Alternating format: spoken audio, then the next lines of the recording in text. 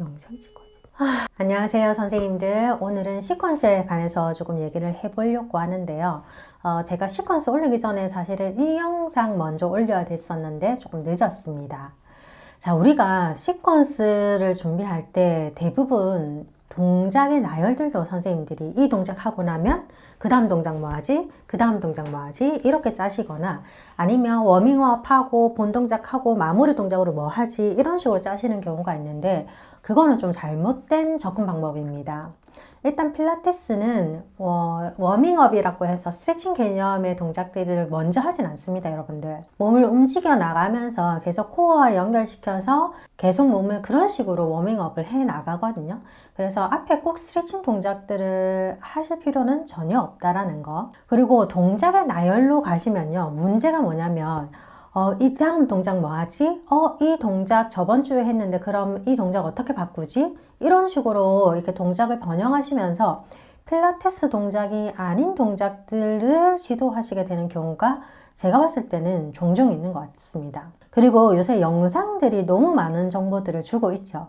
그 영상들 중에는 사실 제가 봤을 때 컨템포러리 필라테스 가르치는 이런 영상이나 계정들 보면 컨템포러리 필라테스라고 말하기 어려운 영상들도 굉장히 많아요. 저게 필라테스야? 라고 생각되는 동작들도 굉장히 많습니다.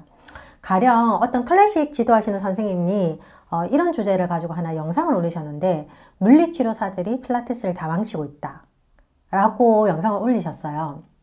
아주 짧게 인스타에서 릴스로. 저는 그 부분에 대해서 어느 정도는 공감을 합니다. 저도 물리치료사지만 이제는 교육이 사업이 되다 보니까 배경 지식이 이제 뭐 기능 해부학이나 뭐 치료적인 관점에서 보시는 선생님들이 교육을 많이 하시는데 이게 본질이 필라테스가 아니라 필라테스의 본질이 흐려지는 경우가 굉장히 많습니다. 배경 지식이 아직 많이 쌓이지 않으시고 경력이 조금 아직 탄탄하지 못하신 선생님들은 물리치료사 선생님이 저렇게 말씀하시고 저런 동작을 하니까 해도 되겠구나, 저렇게 하면 되겠네 라고 혹하실 수가 있거든요. 근데 저는 그런 영상들, 그런 계정들 보면 라는 이런 반응이 먼저 나오죠, 사실. 그 물리치료 배경 지식이 있으신 선생님들의 그런 필라테스라고 시도하시는 영상 보면요, 필라테스가 아니에요. 그냥 필라테스 기구를 이용한 운동을 하는 영상들이 대부분 줄을 잇고요. 또는 이제 물리치료사 분은 아닌 것 같아요, 이분은. 어떤 분은 우리 로프 하는 운동 있죠. 그거를 필라테스 캐딜락에다가 스프링을 걸어서 그걸 하시더라고요. 진짜 그런 영상 보면은 놀랄 노자입니다. 제 지인이 거기 필라테스 하러 간다면 저는 절대 하지 말라고 할 것 같아요. 왜냐하면 운동도 여러분들 정체성이란 게 있거든요. 근데 그 정체성 없이 가리키면 사실은 그거는 그거라고 말할 수가 없는 거예요. 그럼 필라테스 시퀀스를 하기 위해서 들어가야 되는 꼭 구성 요소에 대해서 말씀을 드리면요. 저는 요리를 잘 하지 못하지만 일단 제육볶음의 비유를 하자면 우리가 제육볶음을 만들기 위해서는 최소 3가지 정도는 무조건 들어가야 된다고 보면 꼭 들어가야 되는 게 고추장, 그리고 단맛을 내기 위해서 설탕이나 올리고당 이런 것들도 들어가죠.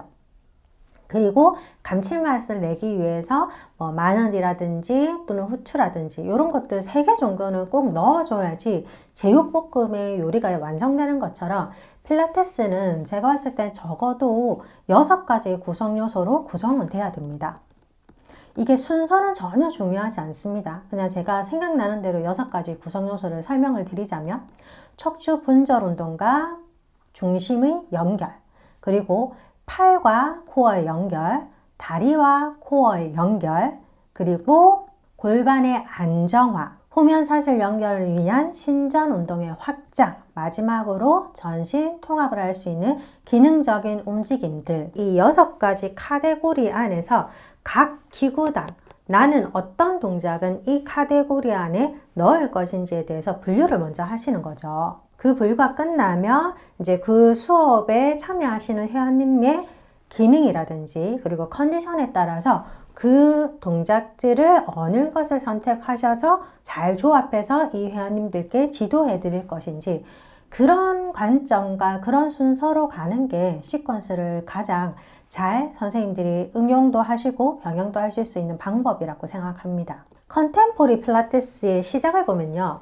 조셉은 무조건 이 운동은 무조건 이렇게 하라고 알려줬어요.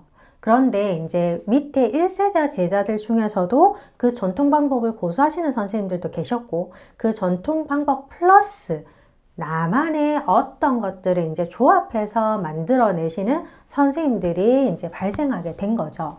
시대적 배경으로 보면은 아마 1990년대부터 이런 물리치료라든지 그리고 기능해부학, 역학, 해부학 등이 필라테스와 결합되면서 컨템포리 필라테스가 아마 1990년대쯤에 굉장히 많이 활성화가 되고 전파도 많이 됐을 거라고 저는 시대적 배경으로 생각을 하고 있거든요. 그래서 사실 저희 나라에 제일 처음 소개되고 전파된 거는 클래식 필라테스가 아니라 컨템포리 필라테스입니다. 저도 컨템포리 필라테스를 2006년도에 처음 접하게 됐거든요. 그때 제가 처음 접하고 제가 지도자 과정을 29살 때 했던 컨템포리 필라테스는 그렇게 변형이 많지 않았습니다. 정말 최소한의 변형 동작들만 저는 배웠었는데요. 지금은 보면은 변형이 너무 많죠. 선생님들이 혼란스러우실 정도로 변형이 많이 소개되고, 어떤 것들은 정말 이 아이디어 너무 좋은데 라는 생각되는 동작들이 있는 반면에 사실은 저게 필라테스야? 라고 생각되는 변형 동작들이 훨씬 더 많습니다. 제가 봤을 때. 그래서 선생님들이 그러한 동작들에 대한 안목도 조금 기르실 수 있어야 되고, 이 동작들에 대해서 너무 집착하지 않고 내가 가리키는 필라테스라는 운동에 대한 구성 요소들을 하나씩 짚어가면서 수업을 준비하신다면 훨씬 더 퀄리티 있는 수업을 준비하실 수 있습니다. 그리고 회원님들은요, 일주일에 한 2회에서 3회 정도 운동을 하시기 때문에 전문가가 아니기 때문에 사실은 우리 롤업, 롤다운은 매일 해도 지겹지 않은 동작? 저는 그렇게 생각하거든요. 반드시 해야 되는 동작 중에 하나라고도 생각을 하고, 그래서 너무 많은 변형을 시키지 마시고 한 동작, 두 동작, 세 동작이라도 정말 몸에 익을 때까지 여러 번 반복해 주시는 게 어떠한 변형 동작보다 훨씬 더 좋다라고 생각합니다. 오늘 영상이 도움되셨으면 구독과 좋아요 부탁드립니다.